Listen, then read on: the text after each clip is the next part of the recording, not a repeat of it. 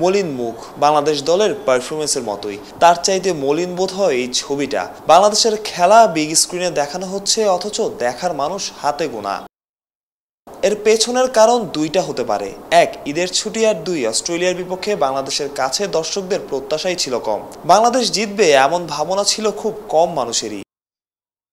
মানুষ নাই নেই করেও যারা ছিলেন তাদেরও সন্তুষ্ট করার মতো পারফরমেন্স উপহার দিতে পারেনি বাংলাদেশ দল। টাইগাররা হেরেছে দর্শকদের কাঠগড়ায়।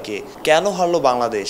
দর্শকই বা কি ভাবছে? মূল সমস্যা হয়েছে লিটন দাস গত কয়েকটা ম্যাচ ভালো করতে পারতেছে না। লিটন এবং শান্ত মনে করে রান করাচ্ছে, টিকিট থাকাটায় মানে তার জন্য ব্যাটার এটাই সেই মনে কইরা মানে আপনার এই বল নষ্ট করছে আর কি। আজকে আমরা এখানে দেখতে আসছি হচ্ছে যে টি-20 ওয়ার্ল্ড কাপের একটা ম্যাচ দেখতে আসছি, বাংলাদেশ ভার্সেস হচ্ছে যে অস্ট্রেলিয়া।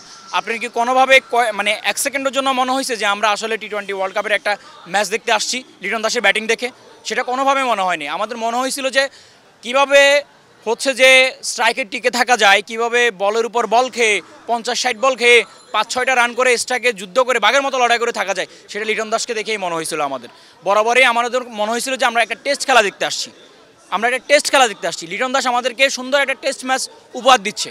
আমাদের টপ অর্ডার তানজিদ তামিম দাঁড়াতে পারে নাই, লিটন দাস সাথে ডট বল খেলে গেছে, রান করতে পারে নাই। তারপরে সাকিব ভক্তরা তো সাকিবরে নিয়ে খুব উন্মাদনা করে, কিন্তু সাকিবের ব্যর্থতা কই কি কেন এত? একটা ম্যাচ ভালো খেললে কি আর সবসময় কি আর ভালো হয়ে যায়? সে নিজের জন্য খেলছে, সে যদি দলের জন্য খেলতো তাহলে প্রত্যেকটা ম্যাচ তার পারফরমেন্স দেখা যেত।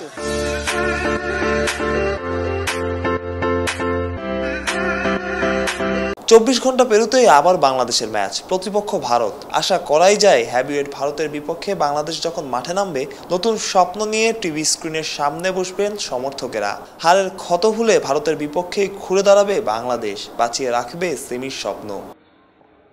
ভারুষ প্রত্যয়, অলরাউন্ডার।